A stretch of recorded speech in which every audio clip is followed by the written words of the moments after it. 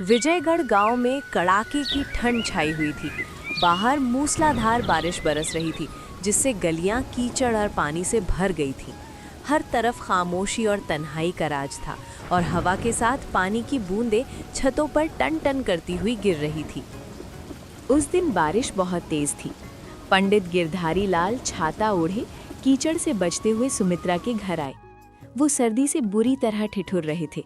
सुमित्रा बोली, पंडित जी, मैंने आपसे कितनी बार कहा है कि कावेरी के लिए कोई अच्छा रिश्ता देखिए। लड़की 20 साल की हो गई है, अब और कितनी देर घर में बिठाकर रखूं? भाभी जी, मैं क्या करूं? मैंने बहुत जगह बात चलाई, लेकिन हर कोई दहेज का भूखा है। कोई नकद मांगता है तो कोई गाड़ी घोड़ा। पंडित जी, आप तो जानते ही हैं, हमारे घर में अब कोई कमाने वाला पुरुष नहीं बचा। मैं दूसरों के घरों में चूल्हा चौका करके जो थोड़ी बहुत कमाई करती हूँ, उससे बस 2 वक्त की रोटी और घर का किराया ही निकल पाता है। ऐसे में हम दहेज कहाँ से देंगे? पंडित जी इधर उधर देखकर दबे स्वर में बोले, भाभी जी, एक रिश्ता है, लेकिन लड़के की उम्र थोड़ी ज्यादा है, लगभग 52 साल। नाम बाबूलाल है, सरकारी नौकरी है, पैसे वाला आदमी है। उसकी पहली पत्नी का देहांत हो चुका है और उससे 2 बेटे भी हैं। घर में एक विधवा बहन भी रहती है। उम्र जरूर ज्यादा है, मगर घर भरा पूरा है। तुम्हारी बेटी राज करेगी। ये सुनकर सुमित्रा का दिल बैठ गया। वो बोली, उम्र बहुत ज्यादा है, लोग देखेंगे तो क्या कहेंगे?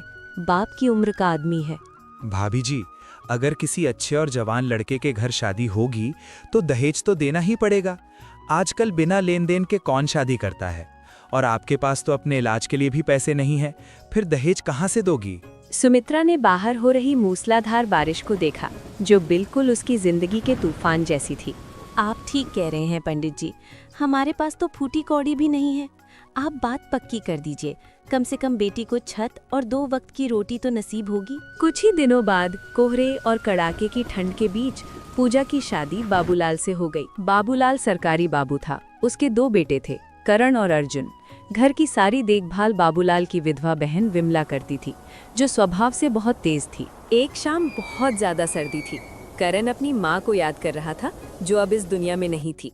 तभी बाबूलाल घर के अंदर आया। उसके हाथ में पूजा के लिए कुछ तोहफे थे। बाबूलाल पूजा को खुश रखने के लिए रोज कोई ना कोई तोहफा लाता था, कभी ऊनी शॉल, कभी गर्म जुराबें। लेकिन न जाने क्यों पूजा बाबूलाल के पास बैठने, हंसने और बोलने में झिझक महसूस करती थी। इसकी वजह ये थी कि जिस उम्र के आदमी को वो अब तक पिता समझकर इज्जत देती आई थी, सिर झुकाकर जिसके सामने से गुजरती थी, आज वही उम्र का आदमी उसका पति था। वो उसे प्रेम की नहीं बल्कि सम्मान की शबीहा समझती थी। बाबूलाल को देखते ही वो सिकुड़ सी जाती थी। बाबूलाल हंसते हुए बोला, अरे भाग्यवान, तुम मुझे देखकर ऐसे भागती हो जैसे मैं कोई डरावना जानवर हूँ। मैं तुम्हारा पति हूँ। अगर तुम इसी तरह शर्माती रहोगी तो घर कैसे चलेगा?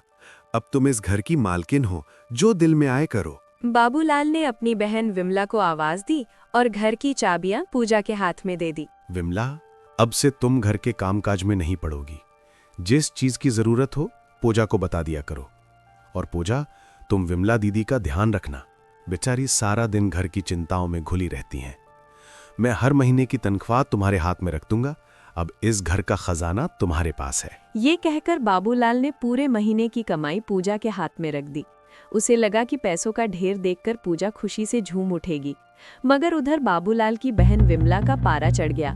वो मोहल्ले की महिलाओं के साथ अंगीठी ताप रही थी और पूजा की बुराई शुरू कर दी। अरे, जब से आई है मालकिन बनी बैठी है। एक एक पैसे का हिसाब वो डायरी में लिखती है। मैं कभी अपनी जरूरत के लिए थोड़े बहुत पैसे मांग लूं तो 100 बहाने बनाती है।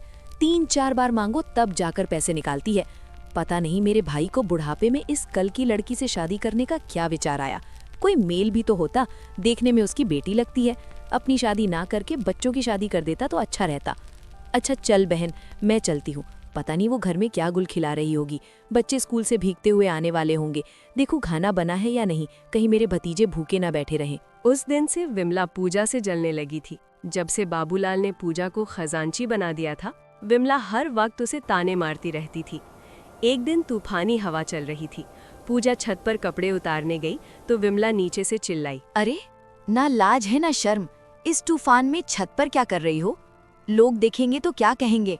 कल की आई बहू छत पर चढ़ी डोल रही है। पूजा नीचे आई। दीदी, मैं कपड़े लेने गई थी। आंधी बहुत तेज थी, कपड़े उड़ ना जाए इसलिए उतार लाई। मैं क्या जानती थी आप नाराज होंगी। अरे मुझे बुला लेती, मैं क्या मर गई थी? लेकिन तुम्हें तो बस दूसरों को दिखाना है। घर का सारा काम पड़ा है, बच्चे स्कूल से आने वाले हैं, उनके लिए खाना पकाया है कि नहीं? सुबह से कपड़े धो रही थी, अभी फ्री हुई हूँ। अब खाना ही बनाने जा रही हूँ। 2 जोड़ी कपड़े धोने में सुबह से दोपहर कर दी। किसी बात की कोई फिक्र ही नहीं है, न बच्चों की न बाबूलाल की। खुद तो दिन भर खाती रहती है और बच्चों को भूखा मारती है। आज उनकी सगी माँ होती तो कलेजे से लगा कर रखती। जब से पैसे तेरे हाथ में आए हैं, बच्चों को एक फूटी कौड़ी नहीं देती। पहले बच्चे एक की चीज खा लेते थे, अब तरसते हैं। पूजा चुपचाप विमला की कड़वी बातें सुनती रही। वो कभी पलटकर जवाब नहीं देती थी, बस अपने कमरे में जाकर रजाई में मुंह छिपाकर रोती और अपने नसीब को कोसती रहती। लेकिन विमला को उस पर जरा भी तरस नहीं आता था। एक रात बाहर बिजली कड़क रही थी। पूजा ने बाबूलाल से कहा, आप जरा दीदी को समझा दीजिए, वो क्यों मेरे पीछे पड़ी रहती हैं। उसने तुम्हें कुछ कहा है क्या? वो रोज ऐसी बातें कहती हैं जो मैं शब्दों में भी बयान नहीं कर सकती। अगर उन्हें इस बात की जलन है कि चाबियां मेरे पास क्यों हैं, तो आप उन्हीं को रुपए पैसे दे दीजिए। मुझे मालकिन नहीं बनना, मुझे बस शांति चाहिए। ये कहते कहते पूजा की आंखों से आंसू बहने लगे। बाबूलाल को पूजा के लिए अपना प्यार जताने का मौका मिल गया। वो गुस्से में बोला, मैं आज ही उनकी खबर लेता हूँ। साफ कह दूंगा, या तो चुपचाप रहो या अपना रास्ता देखो। इस घर की मालकिन तुम हो, वो यहाँ तुम्हारी मदद के लिए है, हुक्म चलाने के लिए नहीं। मैंने सोचा था कि वो विधवा है, अकेली है, घर में पड़ी रहेगी, लड़कों की देखभाल के लिए एक औरत की जरूरत भी थी। लेकिन इसका ये मतलब नहीं कि वो तुम पर राज करे। वो लड़कों को सिखा देती है कि जाकर माँ से पैसे मांगो, बच्चे आकर मेरी जान खाते हैं। अगर मैं डांटूं तो वो मुझ पर ही चढ़ दौड़ती है। मुझे समझती है कि मैं अपने ही बच्चों से जलता हूँ। बाबूलाल ने विमला को बुलाया।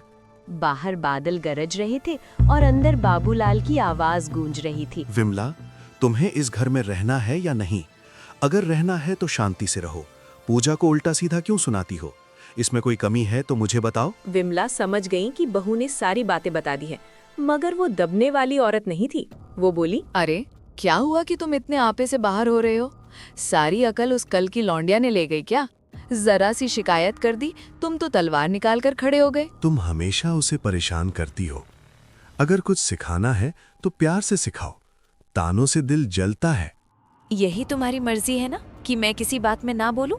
ठीक है, लेकिन फिर ये मत कहना कि घर का सत्यानाश क्यों हो रहा है। अगर मेरी बातें जहर लगती हैं तो मैं चुप ही रहूंगी। मुझे क्या, जो चाहो करो। इतने में करण और अर्जुन स्कूल से भीगते हुए आ गए। आते ही दोनों बुआ के पास जाकर खाने के लिए मांगने लगे।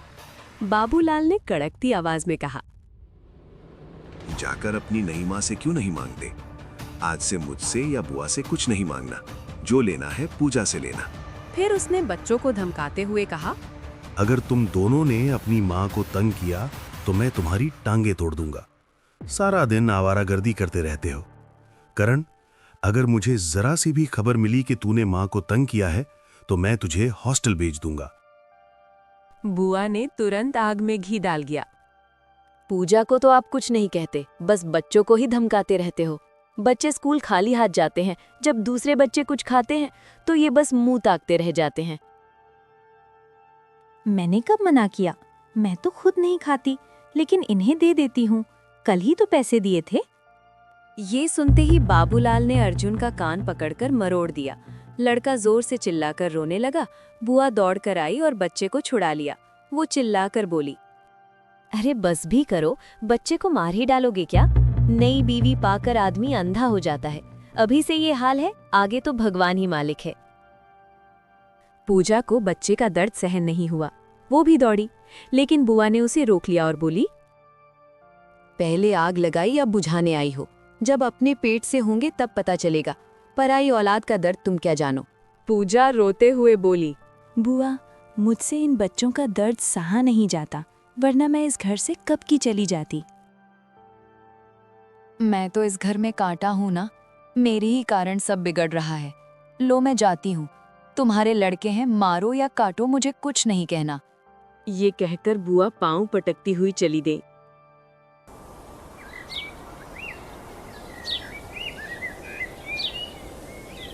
एक दिन बारिश के मौसम में बाबूलाल का पुराना दोस्त सरीश उससे मिलने आया। सरीश ने उसे उदास देखकर कहा, यार आजकल तो बड़े मजे में होगे, नई और जवान बीवी मिली है, खूब सेवा होती होगी। कहाँ यार, जिंदगी बवाल हो गई है।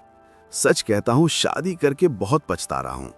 सोचा था कि बुढ़ापे में साथ मजा आएगा, 2-4 साल आराम से कटेंगे, लेकिन अब लगता है कि बहुत बड़ी गलती हो गई। भाई जवान लड़की को खुश करना क्या मुश्किल है, जरा सिनेमा दिखाओ, तारीफ करो, लेकिन सबसे जरूरी बात अपनी सूरत तो देखो। तुम उसके पिता लगते हो, उसे खुश करना है तो जवान दिखना पड़ेगा। शहर में एक नया डॉक्टर आया है, बुढ़ापे के सारे निशान मिटा देता है। बाल काले, झुर्रियां गायब, 1000-1500 लेता है। सोचो अगर तुम जवान दिखो, आंखों में काजल, बालों में खुशबूदार तेल और थोड़ी कविता करो, तो वो तुम्हारी दीवानी हो जाएगी। बाबूलाल ने बात हंसी में उड़ा दी, लेकिन बात उसके दिल में बैठ गई। वो जवान दिखने के जतन करने लगा, बाल रंगने लगा, क्रीम पाउडर लगाने लगा, फिल्मी शायरी सुनाने लगा। एक दिन बाबूलाल दफ्तर से जल्दी आ गया। बाहर घना कोहरा और बूंदाबांदी थी। उसने देखा पूजा दरवाजे पर खड़ी उसका इंतजार कर रही थी। बाबूलाल मुस्कुराकर बोला, आज मेरा इंतजार कर रही थी? नहीं, मैं तो करण का रास्ता देख रही थी। वो अभी तक स्कूल से नहीं आया। मौसम खराब है, उसे भूख भी लगी होगी। बाबूलाल के दिल में अजीब सी जलन उठी। करण आया तो पूजा ने तुरंत खाना दिया। करण प्लेट लेकर कमरे में जाने लगा। बाबूलाल चिढ़कर बोला, ये तुम्हारे पास खाने पीने क्यों आता है? इसे यहाँ मत आने दो।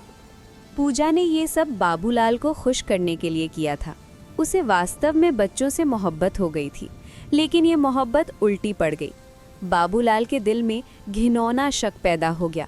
वो अपनी ही पत्नी और बेटे के पवित्र रिश्ते को शक की नज़र से देखने लगा। उसने सख्ती से कहा, कल से करण हॉस्टल में ही रहेगा। मैंने प्रिंसिपल से बात कर ली है। वैसे भी ये घर में सारा दिन शरारतें करता है, वहां रहेगा तो अच्छे से पढ़ेगा। करण उदास होकर बुआ के पास गया और उससे कहने लगा, बुआ जी, बाबूजी कह रहे हैं कि कल से मुझे हॉस्टल भेजा जा रहा है।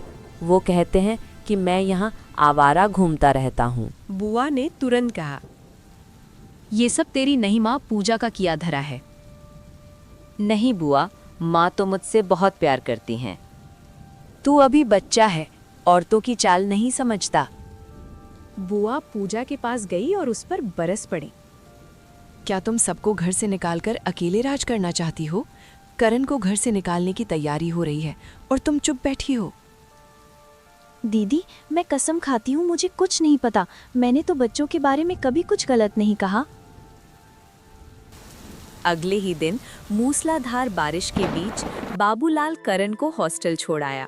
हॉस्टल की सीलन भरी दीवारों और अकेलेपन ने करण को तोड़ कर रख दिया। वो अपनी माँ पूजा को याद करके खूब रोता। न तो कुछ खाता न पीता। कुछ ही दिनों में उसका शरीर सूख कर कांटे जैसा हो गया। जब ये बात पूजा को पता चली तो वो तड़प उठी।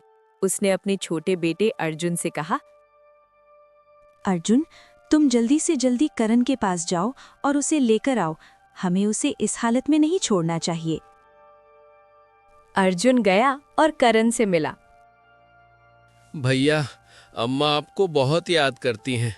जब से आप गए हैं उन्होंने खाना छोड़ दिया है, बस रोती रहती हैं। बाबूजी के सामने हंसने का ढोंग करती हैं, मगर अंदर से टूट चुकी हैं। करण सब समझ गया। वो खुद से कहने लगा, बाबूजी को मुझ पर शक है, शायद इसीलिए उन्होंने मुझे घर से निकाल दिया। अगर मुझे पता होता कि अम्मा से बात करना बाबूजी को बुरा लगता है तो मैं कभी उनके पास नहीं जाता। हाय, मेरी वजह से अम्मा जी को कितना दुख सहना पड़ रहा है। करण की तबीयत बहुत बिगड़ गई। उसे तेज सर्दी लगी और गंभीर निमोनिया हो गया। डॉक्टरों ने जवाब दे दिया। जब ये खबर बाबूलाल को मिली तो उसके पैरों तले से जमीन खिसक गई। वो अनर्थ जिसका उसने कभी कल्पना भी नहीं की थी, अब उसके सामने खड़ा था। वो आग जो उसने अपनी जवानी के शौक और शक में जलाई थी, अब उसी के घर को जला रही थी। बाबूलाल बदहवास होकर हॉस्टल की तरफ भागा। बाहर तूफान अपने चरम पर था, बिजली कड़क रही थी। जब वो वहां पहुंचा तो देखा कि करण बिस्तर पर पड़ा है, उसकी सांसें अटकी हुई हैं। उसका पीला पड़ चुका चेहरा देखकर बाबूलाल का कलेजा मुंह को आ गया।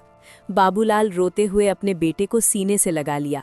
अपनी घटिया सोच और शक पर उसे इतनी शर्मिंदगी हुई कि उसकी हिचकियां रुक गई। उसने सोचा था कि वो अपनी पत्नी पूजा को पाने के लिए बेटे करण को खुद से दूर कर रहा है, मगर उसने तो अपने ही बेटे को मौत के मुंह में ढकेल दिया था। इस ठंडी काली रात में बारिश की आवाज़ों के बीच एक पिता के पछतावे के आंसू बारिश के पानी में मिल गए, वे आंसू जो कभी नहीं सूखने वाले थे। तो दोस्तों, आज की कहानी यहीं खत्म होती है। अगर ये कहानी आपके दिल को छू गई हो तो वीडियो को एक लाइक जरूर दीजिए, चैनल को सब्सक्राइब कीजिए और बेल आइकॉन दबाना मत भूलिए। इस कहानी को अपने दोस्तों तक शेयर करें ताकि वो भी इस सफर का हिस्सा बन सकें। और हाँ, नीचे कमेंट करके हमें बताइए कि अगली कहानी आप किस टॉपिक पर देखना चाहते हैं। आप टॉपिक दीजिए, कहानी गढ़ना हमारी जिम्मेदारी है। हम अपनी तरफ से पूरी कोशिश करेंगे कि आपको एक यादगार कहानी दें। मिलते हैं अगली वीडियो में, तब तक के लिए धन्यवाद और नमस्कार।